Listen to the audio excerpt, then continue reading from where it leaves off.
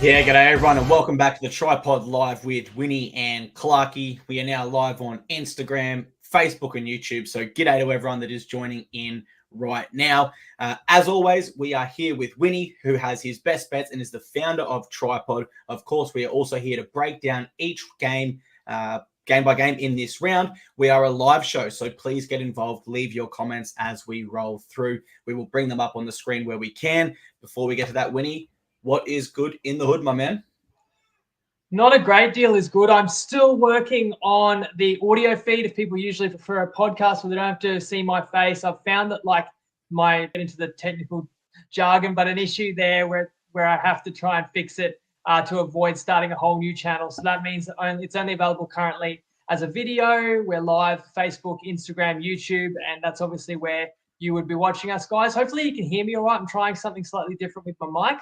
Let us know in the comments. There is a comment there about how well the bookies did on the weekend. For sure, round 9 floored a lot of punters, but that's no excuse for me because I shouldn't be like a lot of punters. I've got to be better than that. And the best bets results have been downright miserable the last month, with the worst round of the season being round 9, 0-3. The Storm were up 14, but they did not cover 12.5. The Cows were up 10, but did not cover 7.5. In fact, they lost outright. And the Warriors lost outright as well, and I needed -3.5. They were denied a penalty try. It's great that everyone seems to agree that that was a bad call. It doesn't help our bets whatsoever. I covered my response and my feelings in the recap, and I got to say, as much as I cop it sweet for bad results, I did get a lot of messages I wasn't expecting of people supporting and saying to hang in there and stay positive, which I really appreciate. I feel awkward when people message me really long, kind messages because I feel like those are the people I'm letting down. Those are the most loyal. So it does mean so much to me to get it right. And of course, that's what I'll strive to do this week. Yes, mate. We'll get to the best bets in just one moment. G'day, Zane from YouTube. G'day, Matt from Facebook. Heaps of comments rolling through on Instagram. G'day, Hayden, Liam, Dylan, Critter, and Matthew there. As we said, guys, keep the comments rolling through. We are a live show, and we like to start that live show with our best bets. We don't like to keep you waiting. So without further ado, Winnie, let's roll back those curtains and please reveal for us all what you have in the way of best bets this round.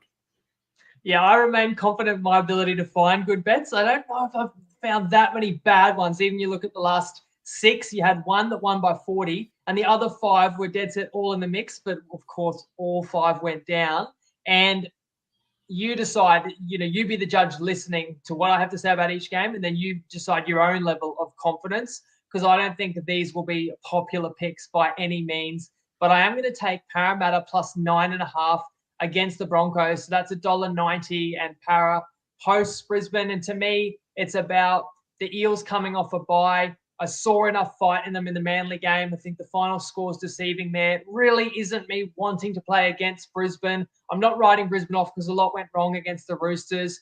They simply aren't as good of a team without Adam Reynolds, and that is a lot of points to lay on the road. Brisbane's most fierce at home. Then I'm going West Tigers playing the Knights at a neutral venue. So I'm going to play plus 4.5 on the alt line on Toppy at $1.80. And for me, I'll get into it in the game, but I really see them as very evenly matched teams with no Ponga for the Knights. And if it's an evenly matched game, I'm going to lean to the Tigers at the plus 3.5 across the board. And to be able to buy it through a key number of 4, it's well worth a play there at $1.80. And then I'm doing it, mate. South Sydney Rabbitohs. It's time to snap the streak. 15 in a row losing against the spread.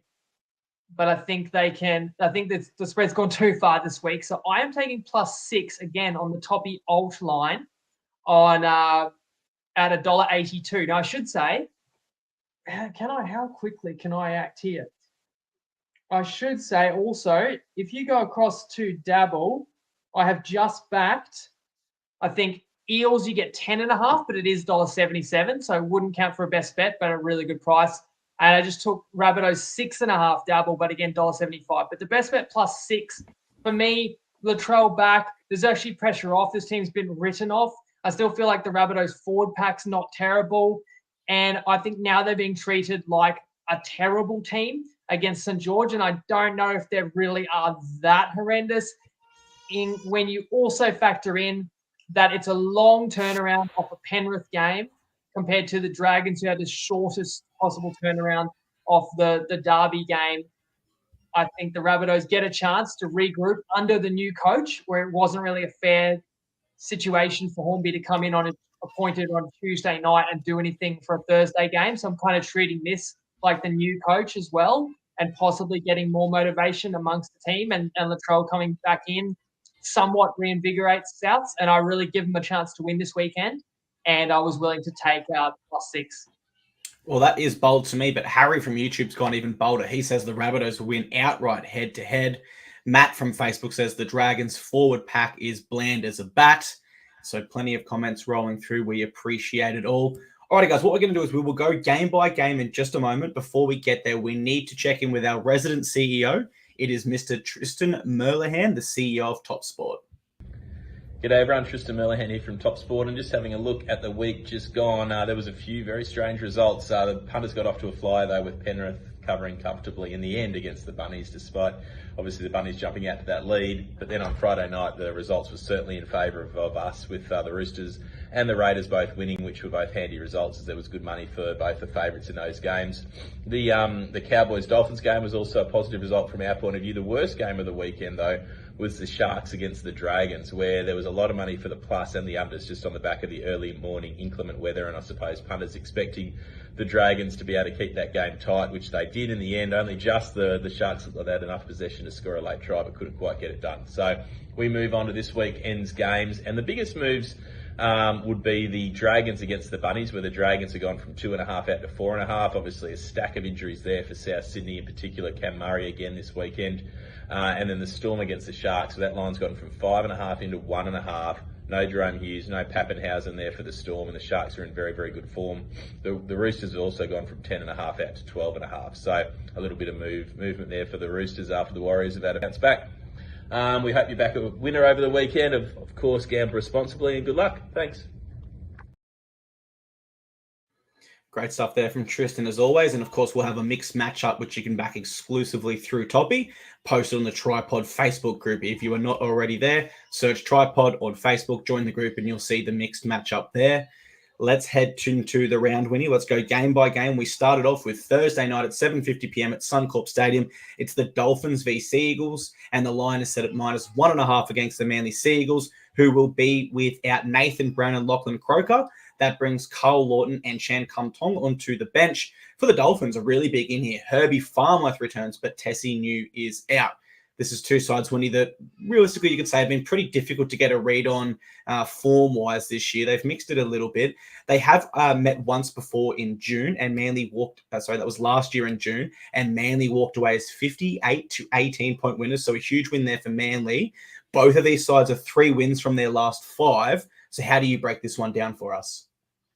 I do remember when Manly blew out the Finns last year. That was like the point in the season where the Dolphins had given just about all they had left to give. Very much front-loaded their focus, their fitness last year, and got off to a roaring start and then fell away because people thought, could they make finals in their inaugural season? And, of course, by the end, they were one of the softer sides in the comp, but they've come back with a bit of vengeance this year, and still not full strength, but Herbie is a great in.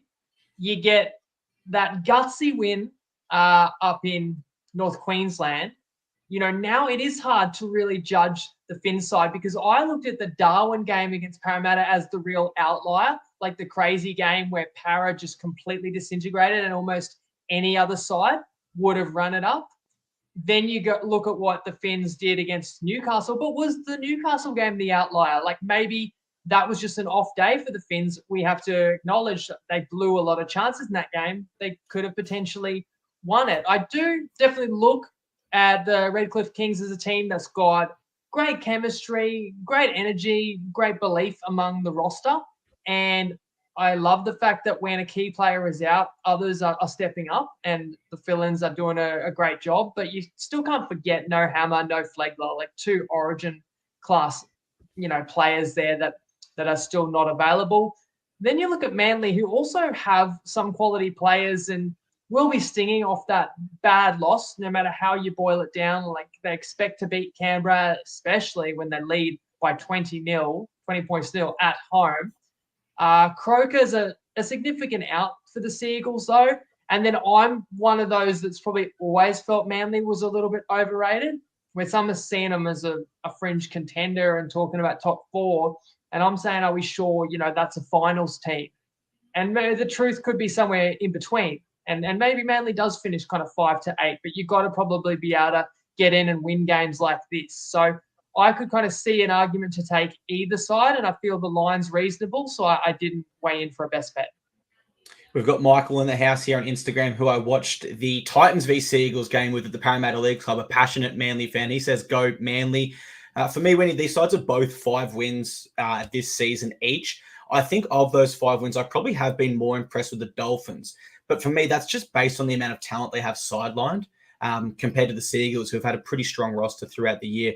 Both sides are conceding around that 20-point mark per game. So there should be some points in this one, especially when you consider the Dolphins are 3rd and the Seagulls are 5th for points scored on average so far this season. Interestingly enough, when we look at Suncorp Stadium, both sides are exactly 1 from 4 in their last 5 trips there. I'm finding it difficult to find a lean here as far as the stats are concerned. I think the market indicates that with a close line. So I'm going to go with my gut instinct. Manly are currently doing a bit of a team camp on the Gold Coast, I believe, or Sunshine Coast, somewhere in Queensland, because they're at Suncorp this week. And, of course, for Magic Round next week. Now, the only other team camp they've had this year was actually over in Las Vegas in the opener. And that did return a positive result for the club, beating the Roosters there. So whilst they were really disappointing last round to the Raiders, I think they regroup, move on from that one. And I think they can rebound here against the Dolphins in that 1-12 margin range here. Alrighty, second game of the week is at Friday, 6 p.m. Bluebet Stadium. It's the Panthers v. the Bulldogs, and the line is set at -16.5 against the Panthers, who welcome back Nathan Cleary and Paul Alamotti. Isaac Tungo is out suspended. No changes for the Doggies. Personally, Winnie, I'm really excited for this one because there's plenty of Panthers taking on their former teammates. The coach is taking on his former club in Cameron Serrato. Probably as you would expect, the Panthers have won their last 2 against the Bulldogs by margins of 12 and 26. That being said, the Doggies have improved this year. They come into this one having won 3 of their last 5, though this does loom as a really difficult situation here, and I think the market has priced it as such. So how are you seeing this one? So when you say Penrith's won their last 2, are you saying if we go back 3 games ago, the Dogs won? No. Or you're just saying they won just both of the last 2 last year, yeah. Yeah, because people will always cherry pick stats and tell you, oh, this bet has won 2 of the last 3. And I always think, if you're telling me it's won 2 of the last 4, the 2 of the last 3, it's probably won 2 of the last 4. Otherwise, you would have told me it had won 3 of the last 4, etc. So I can't remember the last time the Bulldogs would have beaten Penrith. But that is the thing about this season. I feel like they have better chance than they ever have before. Now, it's a near full-strength Penrith with Cleary back, but, Tungo is suspended and Sorensen's still out. You can also say it's a near full-strength Dogs. And I really think that the Dogs have the ability, as well as belief and aspirations, to play finals footy this year. So it's a pretty significant line. And I'll actually just clarify that too. You've picked up these lines for your graphics and for your notes at what time today? I want to say around 10 or 11 a.m.-ish. Right, this morning. Yeah, so obviously before team lists, everything I'm looking at with my, my bets and everything is moments before the pod goes live. But Clarkey might have set up his notes, earlier in the day, right? So if this line was 16.5, I'm probably on the Dogs. It's actually down to 15.5 everywhere, and that's just enough probably that I'm a little bit of value that I'm losing that I won't jump in. Because I don't have to tell you how good Penrith are. Like, we all know how good Penrith are. I think the question for this bet is, are the Doggies, how far away are Canterbury? And you said it there with the former players and former coach. I think it creates extra bit of rivalry factor. And I could only play the Dogs. I really can see them being tough enough to hang in there in this one, as terrifying as going against Penrith are. I really considered it. And if I could have got, slightly more line value, I would have done it. Well, I think the interesting thing in this one that's being overlooked is we always talk about the Panthers and their defense and how dominant it is, and rightfully so. But it's important to point out the Bulldogs have only conceded 15 more points than Penrith this year. So that's an average of, over 8 games, roughly 2 points on average extra per game. However, this is at Bluebet Stadium. We know the Panthers are very dominant there. They've won 12 of their last 13 NRL games there, whilst the Bulldogs have not won in Penrith since 2016. Across history, the Bulldogs have actually only won there 8 times from 22 attempts. So it's a ground they have and continue to struggle at. I think if you couple in the fact the Panthers have won their last 6 against the Bulldogs, you know me, mate, of course I had that stat ready to go. And that Bulldogs win actually came in 2019, which was really before the Panthers clicked it all together in 2020 and became this dominant side. Therefore, I'm with the market here. I can't see an upset. I think the Panthers win by double digits, but I think that could be anywhere between 10 to 20. I don't know. So that line is well placed to make this one interesting for punters throughout the full 80, because the Doggies have shown some real signs of improvement this year. You know what? I'm just going to also say, because we are live, I was worried that my sound setup could make me sound differently. It could actually make Clarkey sound differently to you guys. So let us know, because then Clarkey wouldn't know how he sounds. Let us know in the comments if it all sounds okay. Yep, sound check 1, 2, 3 comments. Please come in. We'll move on to game 3. Friday night, 8 p.m. We're at CommBank Stadium. It's the Eels v Broncos, and the line is set at -9.5 against the Broncos, who will be without Jesse Arthurs and Adam Reynolds. They do welcome in Kurt Falls, Corey Oates, and Jack Gazewski makes his club debut. Meanwhile, for the Eels, they welcome back Blaze Talungi and Bryce Cartwright, but they are without their skipper in Clinton Gutherson. Alrighty, we need 2 sides meeting here without their first choice halfback. The Broncos won both of their games over the Eels last year, who come in this one having only won 1 of their last 5, that being over the Cowboys. It's not so much of a Friday night blockbuster we usually get at this time, but we need to hear your thoughts nonetheless. Who do you prefer in this one? You're even copying it for someone misspelling Crichton in the comments. The comments on the screen aren't us, although we can actually type in some comments. Someone, you'll copy it no matter what you do, mate, so you can't worry too much about that. Look, Gutho needing surgery, and we've seen hasn't been as effective as he'd want to be this year, and he's really battled through that knee complaint. So when you lose a guy who's been hampered with injury, it's not as big a loss as if you lose like a Knights losing prime Kalen Ponga. Not that I'm suggesting those 2 players are on par, but you lose a guy struggling, you bring in the talented Talungi, who is speculated could be a long-term replacement or option there at fullback. Brisbane's losing Reynolds, Arthurs, but Madden also being unavailable. I thought maybe the Broncos could have gone with Billy Walters to the halves, Smoothie, full-time 9, but they've gone with Josh Rogers, who I don't know a great deal about there, but he'll partner Mam, and no doubt Mam has to take on a larger role. I thought Parramatta were very tough again, to harp on that game. That's still stinging me. Plus 10.5 against Manly, and you're down 2 with 10 to go. And, of course, Sivo makes that decision and it blows them out of the water in the final 10, which was devastating for me and for Para. And they went into their bye, doing a bit of soul-searching, probably like I have been, and with their season on the brink. And now your captain's out as well. So it's tough, but it's still a good time for a bye. It did feel like Para needed a break and that they got very much gassed in that Darwin game as well.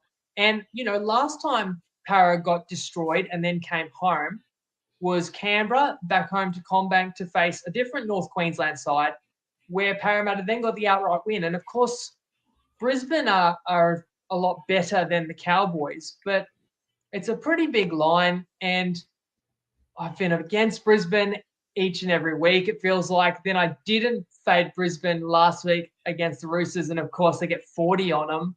Now I'm back against Brisbane, so I know I'm tempting fate there, but I do feel like Brisbane's been more dangerous when they've been at home, and I know they've shown the ability to adapt with key players out, but I still feel that this line's gone pretty far and is not showing much respect for the ability that I believe Parramatta still possess. So I am going to take the points. And as our viewers know, typically I go at it from a stats perspective, whereas you are looking for those, I guess, upsets or lines that are of value to get those best bets. Because as you say, if you're always on the favourites and backing that way, we know historically you don't win that way on the NRL. So it's to no one's surprise I am against you on this one. Before I dive into any stats, I like the Broncos for the simple fact they've shown me they can win and compete with that Adam Reynolds before. Earlier this year in the second half against the Storm, and a few times last year as well. He gets replaced by Kurt Falls, who plays for the Bears in reserve grade, and they're currently sitting in second place. where his form has been good enough for me to believe he can come in and do a job here. Whereas for the Eels, they've just completely fallen apart without Mitchell Moses. Now, they are coming off a bye, and that is of minor benefit. But this next stat is what really turned me off the Eels in this one. You take Clint Gutherson out of that Eels side, and you couple that with Mitchell Moses, 2 huge losses. But if they are to lose here to the Broncos, it would be 10 straight losses without Clinton Gutherson, which I think really sums up his importance, although we can all see it. It passes the eye test with how much effort he puts in for that side every single week. Additionally to that, the Eels have leaked an average of 34 points in their last 4 games. And I just feel like although Reece Walsh didn't have his best game last round, he is more than capable of rebounding. Ezra Mam's still there. We know he likes to score tries and set them up. The Broncos have won 3 of their past 4 games against the Eels. I believe they're going to add 1 more to that tally. I think they can cover that line as well. So, Winnie, we are straight head-to-head on this one. And I'm sure plenty of people following will be head-to-head with me too. Clarify, you said Kurt Falls playing where? He plays for the Burleigh Bears in Host Plus Cup. And why would you... Well, because Jock Madden is still out with that pec injury. I'm sure a lot of people are thinking, Brisbane have to bring in another third-choice halfback. But Kurt Falls he's playing well enough there. Like, his team's in second. Josh Rogers is picked. I meant to say Josh Rogers. Sorry, I've got my players mixed up. Yes, I think they both play for Burleigh. Oh, I've just completely mixed up my players, mate. That's just a blunder in my notes. Sorry, but you are right. Josh Rogers is the man I was referring to. Playing for Burleigh, right? I can't recall where is Falls. I'm not sure which reserve grade side he's assigned to. Sorry, I'm not sure. I had heard him speculated as coming in as a halves replacement, but I was just checking. I hadn't got my wires crossed. But of course, live show, we can get it wrong. So let us know in the comments. But I think there's a comment there saying that Rogers has done well in QRL still. To me, Madden comes in and he's had a few games, right? But it is another play that you've got to integrate. I've seen a comment that Mam is an out-and-out 6, and I don't disagree, but I still think when you're down to your third string 7, you are going to lean on the 6 for more playmaking duties. Absolutely, and Ezra Mam has previously said he wants to be the future halfback of the Eels. So my apologies there, guys. That is the beauty of a live show. I messed up my notes. I meant to say Josh Rogers. I've been saying Kurt Falls incorrectly there. But my point still stands where he is playing well enough in reserve grade. And don't forget for this one, Friday Night Footy also means an exclusive Better same-game multi crafted by Winnie himself. Better also provides further NRL talk and tips in the Fox Sports Lab, which you can check out on their YouTube channel every Wednesday. And always importantly, think, is this a bet you really want to place? For free and confidential advice, call the number or visit the website in the show description. Winnie, last week you changed up the same game multi from Friday night and went for a Saturday game. Any early indication of which game the multi might be for this week? I won't give that away yet, but we look like we're in a position with that multi. You go to the same gamer, like Storm runs in 4 tries in 12 minutes. We did get Warbrick. We need them to win both halves. They actually lost the second half, and we didn't get Tues. Not only did the Storm lose Pappenhausen, this is just me crying again about last week, but we know that Hughes popped his calf too, and we had him as a possible try scorer, and he's the kind of man I was looking to feed Katoa. So it went off the rails, but it was outstanding odds last week, and Better's been good to us, and they've said they want to keep giving us cracking odds for our multis as long as the followers are getting around it. They said plenty of people were on, so we're going to have a very attractive offering to check out this week for sure.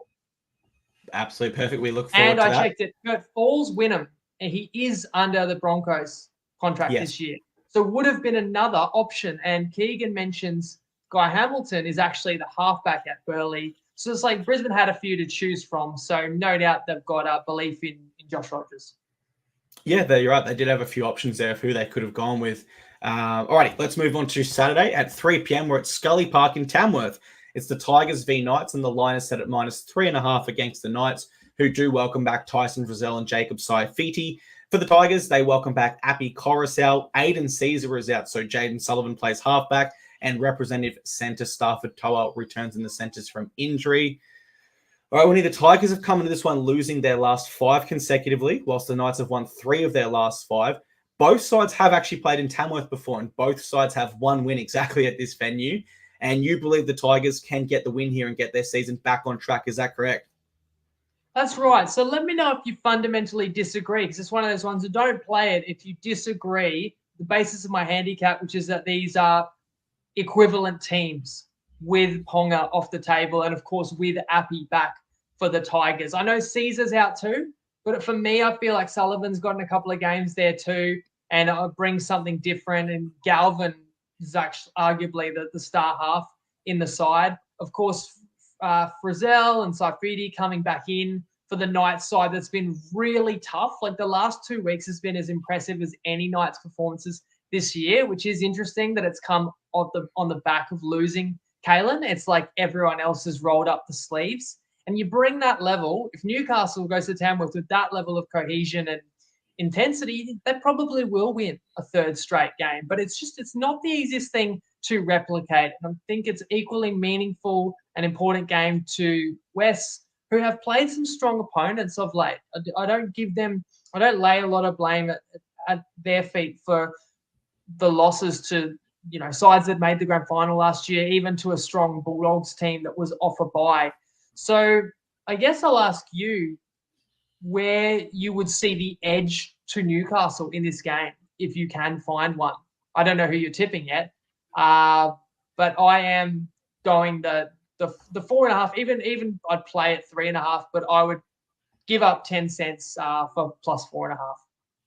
So I was with the Tigers in this one with you, and then I did find an edge to the Knights. So it actually leads into my notes perfectly. As you mentioned there, we don't see each other's notes before the show. And I actually started my section here by saying I might regret this in the recap show, but I actually don't think these sides are too far apart, especially with that Kalen Ponga for the Knights. So we are seeing this one similarly here. Where I give the edge to the Knights is actually the weather. The forecast says a 60% chance of rain in Tamworth at 3 p.m. on Saturday. And the Knights are 2 from 2 this year in the wet with wins over the Warriors and the Dragons. Meanwhile, maybe I feel sorry for the Tigers here, and maybe I'm being too positive toward them because they've been down the bottom for a while now. But I thought there were some signs of improvement against the Bulldogs. And prior to that, they had some unlucky moments in their 2 games before that against the Broncos and Panthers, be it disallowed try or a missed sin bin, etc. So they haven't been horrible in their last 3 as far as I'm concerned. If this game was set for normal conditions at a Queensland afternoon at 3 p.m., I'll tell you right now on the record, I'm taking the Tigers with a first half head start, actually, because the Knights have lost 4 out of their last 5 on the road, and out of 4 out of 9 games this year, they have trialed at half time. In the times where they are ahead, it was often a tight margin, like 2 or 6 points as well. So I really liked the Tigers last week. In the first half, in particular against the Bulldogs, I thought they fell away in the second. But if we've got normal weather conditions here, I think the Tigers will be leading at halftime, and I think they could go on with it from there. I don't want to play an each-way bet here, Winnie, but if I can, for now, it says it's going to rain, so I'll stick with the Knights, who have been good in the wet, winning 2 from 2. But I will preface that if that forecast changes and it just goes to normal Queensland sunny weather at 3 p.m., I'm with the Tigers on this one. I give them more of an advantage as far as that's concerned. Look, I appreciate what you're saying, that bad weather may help the Newcastle style more so than the Tigers. But, of course, the worse the weather, the lower scoring becomes, the more valuable points are. And I still would feel pretty good about getting points, because you definitely could be an ugly, low-scoring game. And I don't see Newcastle winning it comfortably. Yep, I would agree with that. As I said, I actually did prefer the Tigers.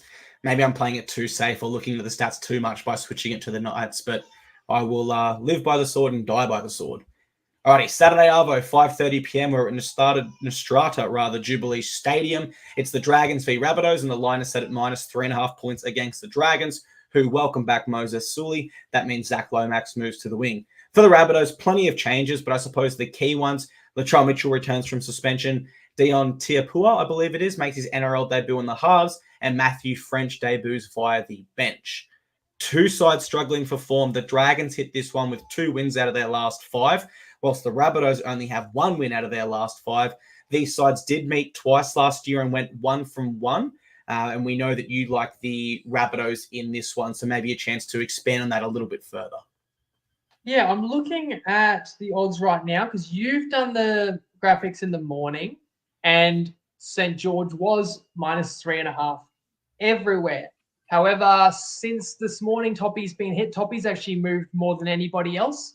Currently 4.5 at $1.95, which is a juiced minus 5.5. So I was just curious as well. Then what have they put the alt line at? Just since I've shared the best bet, has that it's obviously climbed out the line, but has it nudged in at all since I played it? No, still plus $6.82. Maybe not as many people following my tips, so particularly not that one. After the South Sydney Rabbitohs have served up 1 in 32,000 probability, which is losing against the spread 15 times in a row.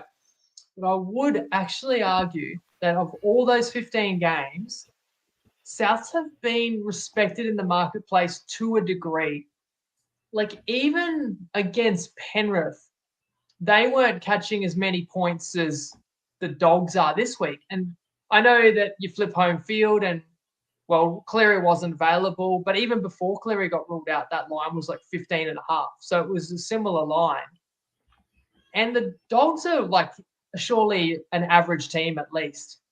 Rabbitohs now getting 4.5 plus against the Dragons are being priced like a pretty bad team. And I definitely know that this team is a far cry from the side that led the comp a calendar year ago, or just about, right? But there's still some solid players in this side, and I actually do wonder about the talk that, this team's better without Latrell. They're not actually better without Latrell. It's not true. They're going to lose. They're going to finish last. They're horrible. That almost frees up. Now it's not the pressure on of you're expected to win. It's see what you can do. I actually think that makes the likes of Latrell and Cody Walker and Damien Cook very dangerous in this game. Again, I talked about Parramatta have lost Clint Gutherson, which is a massive loss, losing your captain, but he wasn't 100%. So I'm going to say the same about Cam Murray. It's an enormous loss, but he was not one of the best forwards in the comp on his form because he was clearly playing battered. And I think the long turnaround here is significant, as I said at the top, because I really question whether Demetrio was getting the best out of Souths, but you couldn't really expect Hornby to do much. What amount of training could the team have done between Tuesday night and kickoff Thursday night? So this now with the long turnaround, Hornby can change some things up, and some changes, of course, are forced. But again, I didn't really see across the park where the Dragons are going to blow Souths away. That's not their style. The Dragons want to drag you into the dirt and bring you to their level. And that's okay when I'm catching +6. So again, that line, has moved a little bit where it is, I think it's 4.5. I've seen 5.5. And obviously I'm paying 8 cents to get the flat 6 where I don't lose on a 6, which is a pretty common margin of victory. So I really think that actually the 3.5 that it was this morning is a more appropriate line. And I'm basically just betting back against what I believe is an overreaction and where I think the Bunnies could actually come into this one with a bit of spirit. Yeah, okay. I'm seeing this one a little bit differently here, but the stats are definitely in your favour. The Dragons have only won 2 of their last 11 against the Rabbitohs. I just don't read into that stat too much because there has been a few teams this year where the Bunnies of recent and past seasons have been really dominant over. I think this is probably one of those spots where at the moment we know the Rabbitohs are in a difficult injury spot and also out of form. Of course, it is Cody Walker's 200th NRL game, but it was Damien Cook's 200th NRL game only last week, and unfortunately for Cookie, that didn't seem to count for much. I'm looking into the loss of Cameron Murray a little bit more significantly than yourself. Typically, we see about 40 tackles per game, 100+ meters from him. And we have been seeing, even with that, a lot of fatigue in the South's middle forwards there, which are playing under strength. Even players like Jay Arrow are playing through injuries. So I'm not sure the Rabbitohs players can cover those extra 40 tackles efficiently and the extra 100+ meters there that Murray gives you, nor his ruck pace and speed. And if the Dragons are able to win that middle, as I predict they will, the Bunnies do average 36 points per game this year. That stat there shows you the floodgates can really open up. And if that occurs, I'm going back to the Winnie, Ben Hunt. He loves scoring at this ground. He has 5 tries in his past 6 at this venue, and we did tip that last year, and he did manage to score in that game. I can't remember who it was against, maybe the Roosters. But for those reasons, I actually like Dragons to cover the line, and I like Ben Hunt as an anytime try scorer. I actually think that line is still too thin for the Rabbitohs with the amount of points they're giving up this year. But it's going to be an interesting game, and interesting to see if the Rabbitohs can respond more than anything, I think. Let's bring up some comments. Colt's gone Souths in a tight one. He says also he's gone 1 to 12, Jackie Boy to cross. One's another player that I think can lift here and almost can have a great game with a bit of pressure taken off because the expectations have just completely gone out the window for this team. And Colt says Latrell owes his club big time, could be man of the match. And I could see that. I really could, especially Origin selections around the corner. And some people have Latrell miles away, and other people kind of thinking what he's capable of still believe he's your best left centre for New South Wales. Then, of course, there's the chat that Latrell might forego the jersey. But the only point of doing that is if you can actually lift Souths out of the mud. So either way, Latrell has to play the house down for South Sydney. And I'm not certain, he's not the most consistent player, but I do think that that's a possibility that we could, get him having one of his best and dominating performances in the recent couple of years. Ryan says Host is a big out for the Bunnies. Absolutely agree with that. But at least getting Arrow back last week, and I know that he is playing through an injury, but then a longer turnaround, like that somewhat offsets. And James points out again that the fact that Cam Murray's been injured, Jackie Boy O'Connell asking about AJ. I've heard he's 1 week away. 1 to 2 weeks away. Obviously, South's got a lot on the sidelines. AJ's not quite ready, but will be.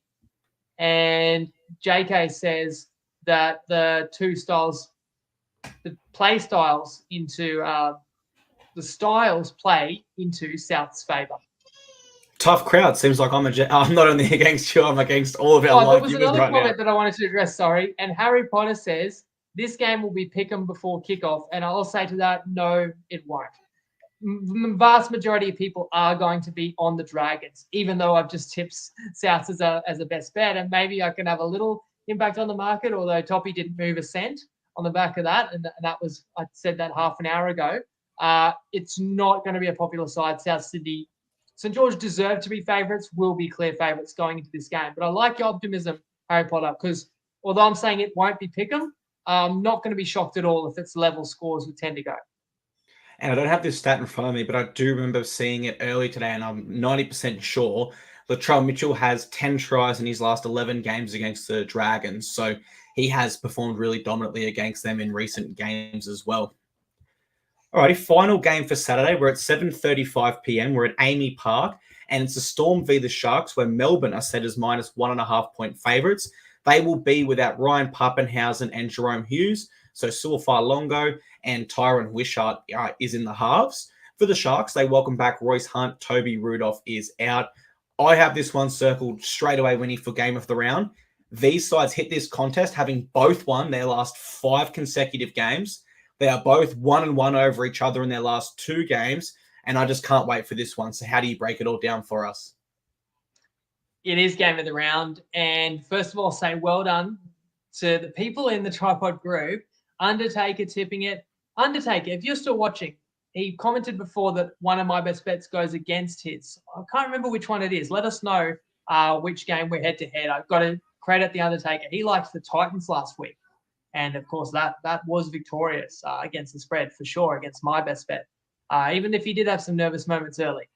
And, again, things did all change for the Storm in that game on the back of these injuries. And you lose Pappy, that wouldn't be the biggest loss, considering you've got Farlongo waiting in the wings. But is he 100%? That's my question, and I'll see if you've got any advice on that when I throw back to you, Clarkie. But back to the line a day ago, was plus 6.5.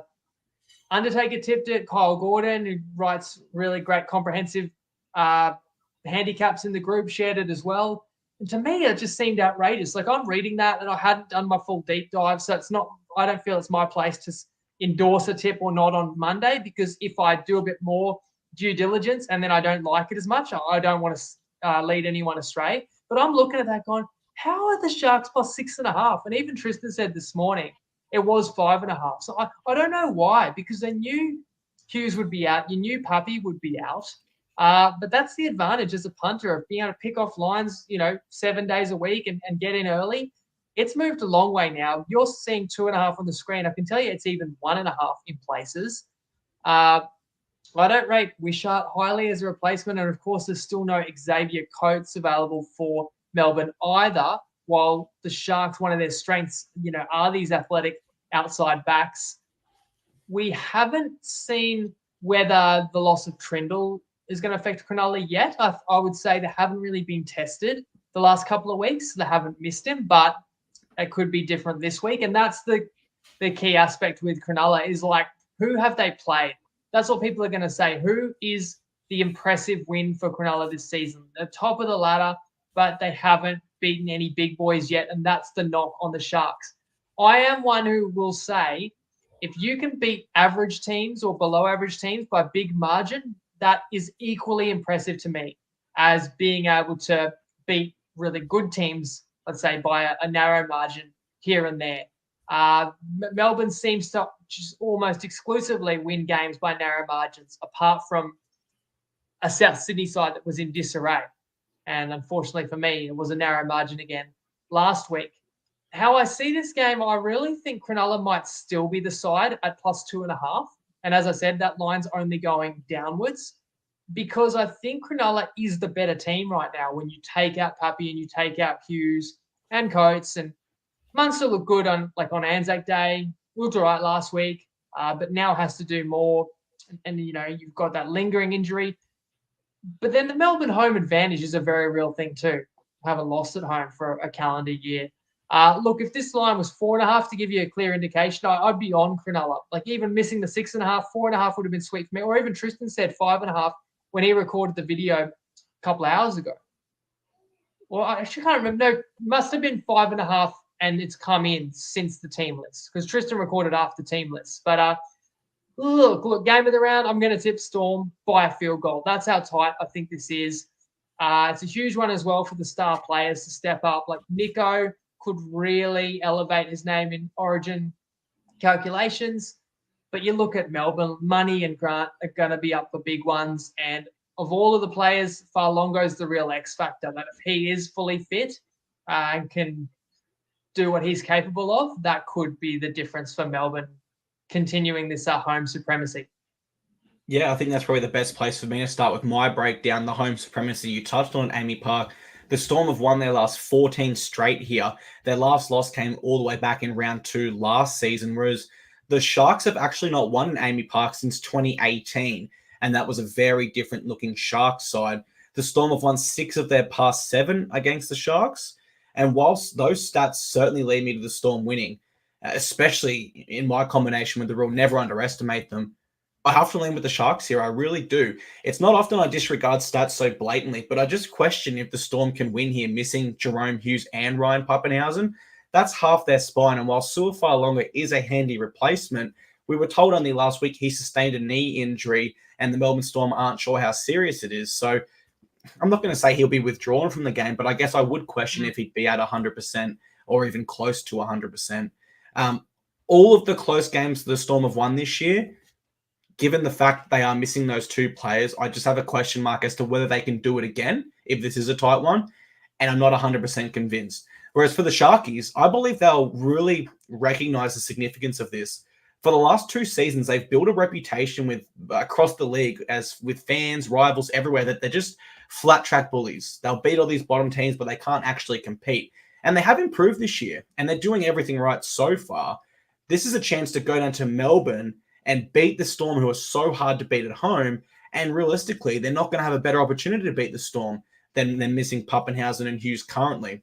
The 2 negatives I have here against the Sharks is if they are caught looking ahead at the draw, because of course it's Roosters next week, Panthers the following week. Even though the Storm are missing players, they're still a great side, and the Sharks need to be entirely focused on this week. And my second negative is Nicho Hynes. Now, he is a former Storm player, and I think that Craig Bellamy would know his strengths and weaknesses, as would a lot of his former teammates. So maybe they can come up with a game plan to shut him down. But that is mitigated by the fact he was a fullback at the Storm and now a halfback at the Sharks where he plays a different game style. So for all of those reasons, I completely acknowledge the stats and that I'm just ignoring them. I acknowledge my negatives against the Sharkies, but I'm going to go them head to head. I think they will win here against the Storm. I reckon they'll end that 14-game winning streak at home for Melbourne. And when Nico went to Cronulla, I thought he'd play 5'8". I thought he's naturally, yes, has half skills, but is naturally a running half akin to Matty Burton. So I was surprised that they actually gave him the reins at halfback, but you can't knock it. He has won a Dally M in that position. However, sure, he wouldn't mind wearing the 6 on his back in a different shade of blue. And I don't see Cronulla looking ahead when all they've heard for nearly 2 years is that they can't beat the big boys. I think you're spot on there that they are so determined to take a big scalp. And I think they heard it all off season, and that was a big motivating factor to go into New Zealand and win in round 1, which at the time, New Zealand's off a top 4 finish and you going over there, they would have felt that they're proving themselves. But here they are, top of the ladder, and all everyone wants to say about Cronulla is you haven't beaten anyone good. And unfortunately for the Sharks, New Zealand haven't proven to be as formidable as some would expect. But this is the ultimate opportunity to kind of earn respect and really stamp their authority in this competition. So it's as good, you're right, it's as good a chance as you're going to get. I think it's a very sound pick. I think I am just giving that extra respect to Melbourne with the players they've still got. And the fact that I do, not just our grades, but I do feel like the game go a little different last week. Maybe a knock-on call on a try when the player himself laughed in the face of the bunker when they awarded him a try, Philip Sammy. Could it have been a different game? Could it have been a different game if 2 superstar Melbourne players didn't get injured within a few minutes of each other? Let's just leave it at that. Let's leave it right there. Well, we're kind of both losers out of that because your boys still lose the game and I lose the line. So it's just typical. Yep, we'll just cuddle in the corner and cry. Alrighty, let's move to Sunday Arvo before this gets too strange. We're at Allianz Stadium where the Roosters host the New Zealand Warriors, and the line is set at -11.5 against the Sydney Roosters, who welcome back Victor Radley, Jared Waerea-Hargreaves, Daniel Tupou, and Spencer Leniu. For the Warriors, a bit of a big loss here, actually, I would say. Kurt Capewell's out. So that moves Mitchell Barnett from his position of prop to the back row. Bunty Afoa starts, and Jazz Tavanga joins their bench. Now, the Warriors do come into this out of form. They've only won 1 of their last 5 games, whilst the Roosters have won 3 of their last 5. And the Roosters did beat the Warriors twice last year. Winnie, you've been high on the Roosters for a while now. We kind of said last week that if the Warriors don't win, there's going to be some big question marks. So obviously, how are you seeing this one? But how close did you come to considering the Roosters as the best bet this week? Yeah, really close. I'll be totally honest about it. And I'll talk about where the market sits and how I would play it if you want to play the Roosters, because they're a contender for me and they're in top gear right now. You put on 60 on Anzac Day. You put on 40 against Brisbane at Suncorp. You did that without Radley, Tupou, and of course, Lenu's been suspended. All 3 are back in. So the only side I can really look to is the Roosters. Best line/price I saw, -10.5 at $1.99 on Sportsbet. So it's even juiced the opposite direction. It's a good opportunity, though. If you like the Roosters, that's how you would play it. If you do like New Zealand, it's 12.5 at $1.85 on Toppy. So it's not often that you can really get a 2-point separation through a key number, depending on which way you like it. So this is where I talk about, in the course of a season, the ability to play either side of a key number should help you out like once in every 15 occasions. It will land on that number roughly 6-7% of the time. You know how many times we've won a best bet this year thanks to getting beyond a key number? That's right. That would be a goose egg. Maybe it will happen this weekend. We'll see. But New Zealand, they are a tough one. I don't downgrade New Zealand a lot for the Knights loss, because I do think Newcastle really stepped up and played as well as they could with who was available and given the conditions. I do think New Zealand gets stiff with the no penalty try call there. And it was, pouring rain. It's hard to score points. So as bad as New Zealand's attack looked, and I did posit on the recap that it's gotten predictable, that they're looking for that shift. They're looking for Johnson to get his hands on the ball, if a quick play the ball, and obviously the out the back and through the hands of a Nickel Klukstad and Wateni Zalesniak finishing it off. And if you can shut that down, then you've got to be able to come up with other alternatives. And I thought RTS on the left would create like a dynamic left edge, but maybe that loss of Metcalf is hurting more than we acknowledged at the time. I could also say, you said New Zealand's 1 win from their last 5, because I think you've just arbitrarily said last 5 for recent form, but of course it's no wins from their last 4. Really bad in the Dragons game. Not that bad versus Manly, where you get a draw, you were down 16-0, you were chasing. I don't think New Zealand was actually that bad when they lost to the Titans. I thought the Titans were heroic, and there was a middle patch where New Zealand fell asleep. That's fair to say. But my point is New Zealand still could have won that game. And I also didn't think the Warriors were that far off the mark against the Knights, but just couldn't execute when it counted and lost the arm wrestle in the second half. They're clearly not capturing what they had last season, so you can't rate the Warriors like last year's team, who, although they did lose to the Roosters twice, came really close in the match in Sydney, which was early in the year before most of us realised what New Zealand had on their hands. So if they're not the same team as last year, though, can they keep this one within single digits or within 1 to 10? I'm not sure. I definitely won't be surprised if the Roosters roll the Warriors here. I can kind of see the Roosters being really focused on stacking wins now and really ascending the ladder, because they've had multiple seasons where I thought the roster was pretty good, but they had slow starts and then they always had to fight really hard just for a ladder positioning and ran out of a bit of steam come finals time. They'd much rather go into the finals this year from a position of strength and potentially, be in that top 4, which is really where you believe the side that's going to win the comp will come from. And the fact that the Roosters know that injuries are part and parcel of any season, but they're as close to full strength, full complement right now as they could possibly be, and as they have been all year. That's the side I would play.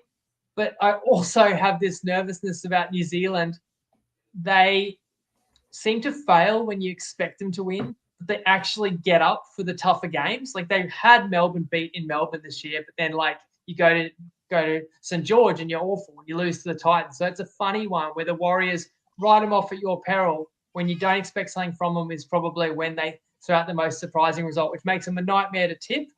But last point being, if the Warriors don't win this, they face Penrith next week at Magic Round and then would be staring down 6 winless games beckoning. So you're probably as much a chance of winning this week as you are against Penrith. So I don't think their season's over yet, but they probably do need to win one of those 2 games to get back on track. I think that's fair to say. And having co-hosted this podcast with you for the last 2 seasons now, I think the reason that you've probably stayed away from this Roosters best bet at that line is it just seems too obvious. And maybe there's something we're missing. But I've broken this one down by the stats. And beside the stats, I'll go with my gut feel at first. I'm looking for reasons of how and why the Warriors are going to bounce back. And I'm just not seeing any. Even when the Warriors were at their absolute best last year that they've ever been, the Roosters still beat them twice. And they even held them to 0 in New Zealand for one of those wins. Both of these sides are conceding an average of 8 points so far this season, but the Roosters are scoring on average of 9 points or more per game. And I think that number only continues to increase with Sam Walker fit and firing. Origin's around the corner. Teddy is going to go to a new level. Suolii's in contention. Joseph Manu loves playing the Warriors. I think he scored 4 tries in his last 5. Angus Crichton is in career best form. Connor Watson is playing unbelievable. Where I'm going with this is the Roosters are in form and firing, and the Warriors have fallen off a cliff. This is a tough game to rebound. The Warriors have also lost their last 7 in a row to the Roosters. So I think it's just one of those things. The Roosters have got their number. Further to that, I actually don't believe Jared Waerea-Hargreaves was injured last year. I think the Roosters wanted him to play his 300th Roosters game at a home venue. And I think the club is going to make a massive milestone out of this and turn it into a special occasion. And the last time we saw the Roosters play on a special occasion when they were honoured with the Anzac Day game, they absolutely showed up and showed out there against the Dragons, scoring 60. You put that all together, I can tip nothing but Roosters 13 plus here, and I'm really confident they put the Warriors to the sword in this one. You said last year. You mean last week when Warrior Hargreaves was withdrawn? You think that Robbo did a sticky and yes, I rested believe his so. guy, like, except not actually just admitting it and then copping grief for that. Of course, Sticky rested Croker to make a big deal of their home game, which was also against the Warriors. Croker played 300, but then the Canberra Raiders laid an egg. Now, as for this game, remind me again, who did Warrior Hargreaves start his career with? Manly Seagulls. I think he played 4 or 6 games for them. I didn't remember that. Yeah, he's obviously just played a handful. Okay, Manly. I can't even remember that. But then he's, on track to be the all-time leading most capped Rooster, which is insane given the position and brand of footy that he plays and the history of that club. And just to your point there, I think I am regretting, and people are commenting, I think I might regret not playing the 10.5. I was that close. Like $1.99 for 10.5 means you could play partially at 9.5, partially 10.5, and you could even push on a 10. Like if I could have laid 9.5, which believe me, I looked for, that would be a best bet. So you can hear how close I was, because I had someone message me and say, like, why don't you play more of your leans? But my response was like, well, my best bets are going that badly. I actually don't think I should be throwing more bets into the mix. I think that it's important for me, as bad as the results have been this year, to demonstrate how you work through the struggles that will come with like long-term punting. And I think you have to remain vigilant and selective as ever. And of course, as well as refining your method. So yeah, I'm that close to playing Roosters, didn't quite get there. But that final point about being obvious, you do have a Roosters side that beat the spread by 30 points the last couple of games. Like they're a 6-point favorite against the Dragons. They win by 40. They are a 7-point underdog to Brisbane. They win by 22. So I'm talking about beating expectations by 30 points. Everyone's seen it. The Warriors not only win this the last 4, were favourites the last 4, so failing against the spread. So I did kind of think just about everyone's going to be on the Roosters here. Sometimes the public gets it right, and sometimes there are favourites that are worthwhile backing. I thought I found a few last week. I was proven incorrect, and now I'm passing this one, but do with it what you will. That's the reason why I didn't quite jump on. Hey, I am my bookie's favourite customer. I can't even win for one weekend, let alone 9 years in a row. So I'm going to take, I think we're all going to take your advice there over mine. All right, final game of the round, Sunday afternoon, 4 p.m. We're at Seabus Super Stadium on the beautiful Gold Coast, where the Titans take on the Cowboys, and the line is set at -3.5 against the Cowboys, who will welcome back Chad Townsend. For the Titans, a couple changes. Tanner Boyd is out, so Chris Randall moves to the halves. Fotuaika returns from suspension, and Keanu Kinney joins the bench. Now, I'm actually sad this is the final game of the round, because it's a Sunday, there's UFC on, this is the final game, and I yell a lot during UFC and football, and I'm just worried that I might not have a voice left by the time it comes to recording, Vinny. But apart from that, obviously, I can't wait for this game. It should be a good one. So please break it down for us. How are you seeing this one? Well, not that Boyd would be a big loss, but Randall's your best option in the halves, really. This guy's the tackling machine, played a lot more at hooker, but he will start at 6. Mo back in is a big inclusion. This Cowboys side, they are a lot like, I said this in the recap, they're a lot like the Warriors, and they're a lot like me. People had higher expectations of TryPod, of North Queensland, of New Zealand. None of us have had a good last month. But is the season over? There's still many rounds ahead, and I do kind of feel like the Cowboys could come in here and lay it all on the line, just like I expected last week against the Dolphins. Did they underestimate that opponent and expect that they could show up and win at home? Now that you've been humbled yet again, you've let in 28 points, you come down to the Gold Coast and it's a shorter line, and Gold Coast has been playing better than North Queensland the last month. Now North Queensland's probably comes in with a greater attention to detail, and I could see them winning. It's the only side I could play at 3.5. Like if it's 1.5, I'm playing North Queensland. Sorry to break it to you, but the Titans have more, have had a bit of fight in them like getting Mo back really strengthens the forward pack.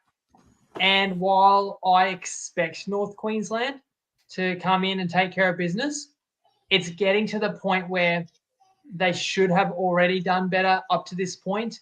And so you're starting to wonder, is there other issues beneath the surface that we can't see? Because the defense against the Dolphins was just so subpar. It's not worthy or befitting a side that can play finals footy in this comp.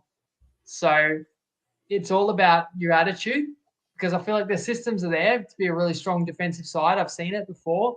The attitude, the effort's not. But this is probably the lowest point of the year for North Queensland, that home loss.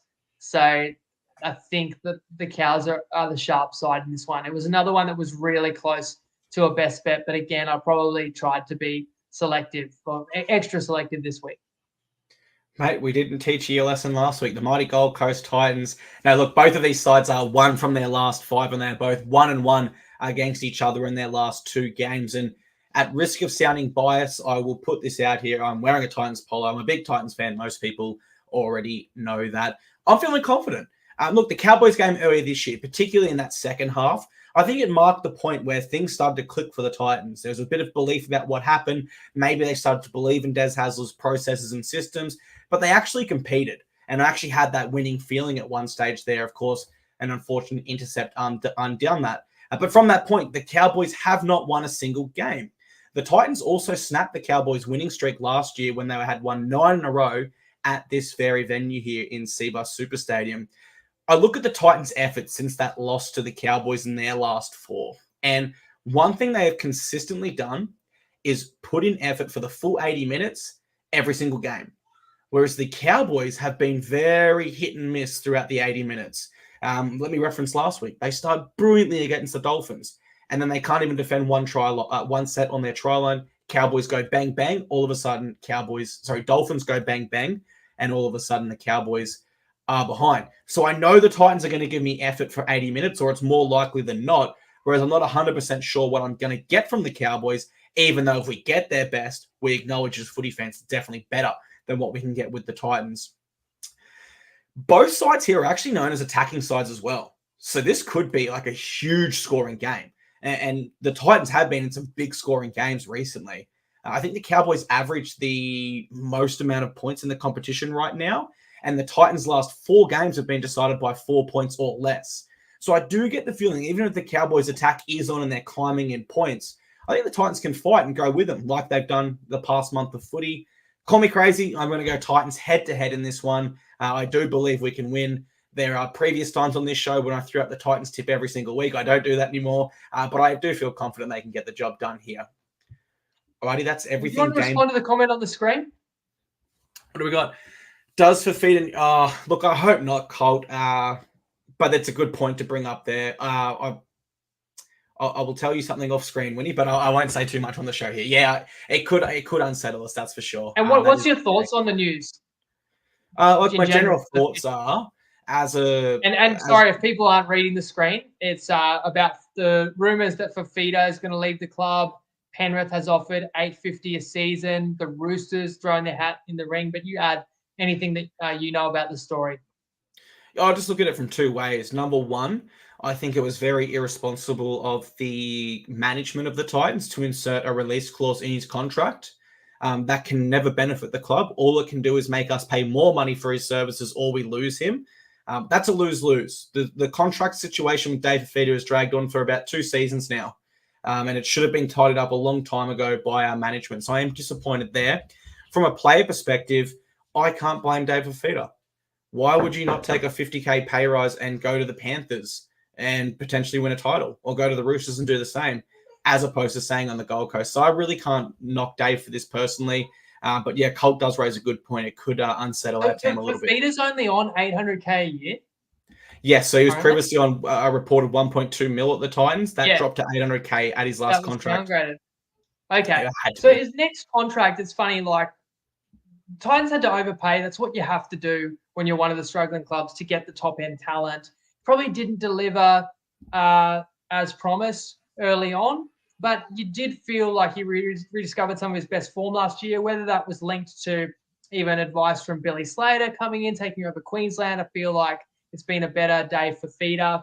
But of course, going to a contending club, getting to play potentially outside Cleary, you can understand it. Like that gives you the best opportunity to continue to play in the rep arena and to play meaningful footy games. And I don't blame. Like if the Roosters get him, we know what all the jokes will be. But I won't begrudge Penrith if they get Fafita, because you look at the amount of quality that's been ripped out of that team. Now, really good teams get an advantage when it comes to getting stars because good players want to go to the good teams and because good players will sometimes stay at a gun team for unders. So you get an inherent advantage being a powerhouse, but you get a disadvantage winning the comp every year when every player's market value keeps going up because you're so good. And that means with a salary cap that Penrith's had to lose a lot of talent. So if a player willingly goes there, and even if Fafita takes a little bit less than what the Titans might offer next time around, that's his decision, and I respect that. I wouldn't, have a cry that the rich get richer. I think Penrith's had a lot going out the door, and this would be like the first, let's say, marquee signing in this whole span.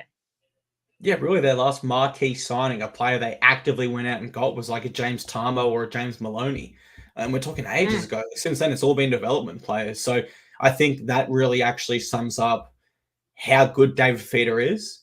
I always say it, and people say you're biased, he's lazy, whatever they might say. But clearly the best coach in the game who's won 3 premierships in a row sees something very good that he's going out to offer him more than what a lower-ranked side is paying him. And it's his first real target in a number of years. So still a fair bit to play out with that, but interested to see how it plays out. And fingers crossed for the best result as Titans, but I won't hold my breath. I think we're probably his last option, unfortunately. All right, just quickly, for viewers that joined us halfway through or later in the show, could you please quickly recap your round 10 best bets for us? Sure. So it does occur to me that last week I had 3 favorites. This week I have 3 underdogs, but I hate to be that person that tries to chase the pendulum. It is how I saw it this week. I'm actually taking Parramatta plus $9.5, $1.90 better, but also $10.5, $1.77 double is a great bet. Tigers plus $4.5, $1.80 toppy in the alt line, playing the Knights, and Rabbitohs to break the streak plus 6 at $1.82 toppy alt line. Because that line is 4.5, 5.5 in places, the Rabbitohs could actually lose 16 in a row. If they lose by 6, we wouldn't lose. So I do like that extra protection on the key number. Mate, we love it. You are the man that always has a plan. We do want to say a huge thank you to everyone who's been with us tonight. We never take your viewership lightly, and we appreciate you spending your Tuesday nights here with us or listening to this later as a podcast. We will see you within 15 minutes of full time after the final game on Sunday night to recap our best bets and all of the action. And we look forward to seeing you there. Over to you, Winnie, to farewell the show and for the famous last words. I appreciate everyone that's been tuning in. Have a great week, guys. Let me know what you think of the bets this week. Because the funny thing is, on the Sunday recap show, there's always people that tune in who always knew how all the games were going to play out. I heard it about how they knew that the Cowboys were terrible and they knew that the Warriors were terrible and what great upset fixes. But those guys don't seem to tune in on Tuesday because I don't get anyone coming in on Tuesday so confident about all these upsets and all these games that they can pick. I don't know where these fellas are, but I love to hear it. I love to hear counter arguments and different points of view. I take it all on board, and it's all part of the enjoyment as we try and break it down, and then we watch and see how it unfolds. Have a great week until our footy kicks off. Of course, we'll be here to recap, hopefully happier than round 9. Can only really get better from here. At least I hope so, mate. So I'll talk to you then. Lego.